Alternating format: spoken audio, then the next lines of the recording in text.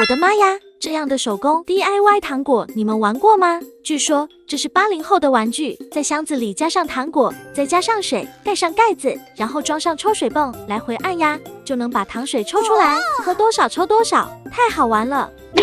没想到还有这样的事玩，要一直按抽水泵才能喝到糖水，看着好有意思呀！我也想玩。马上安排。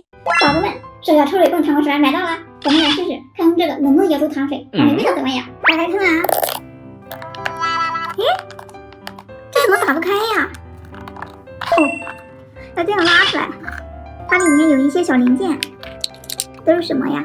这个应该是水泵的机身，还有一个小桶，一包特压糖，这个应该是压水杆吧？这个需要和它组装一下，把包放在这里面，卡进去，这样的话它就可以来回的按压了。这就是80后、90后小时候说的那个水井，现在这只是一个机身，它还不能出水，这个小盒子就像一个水井，我们把它加上水呀，先把这个特压糖剪开，倒进去，然后加水。哇，你们听这个声音，噼里啪啦的，还有小泡泡。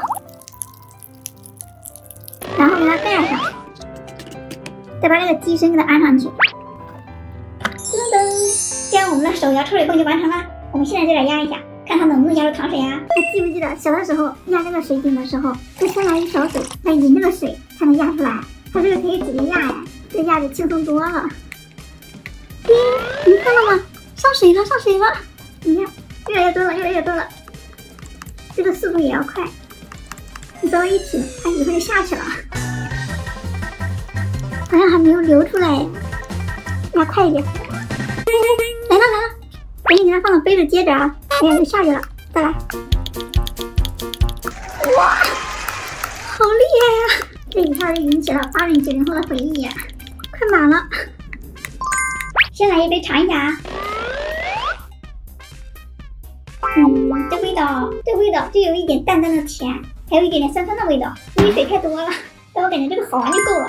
小伙伴们，你们有见过这样的抽水泵吗？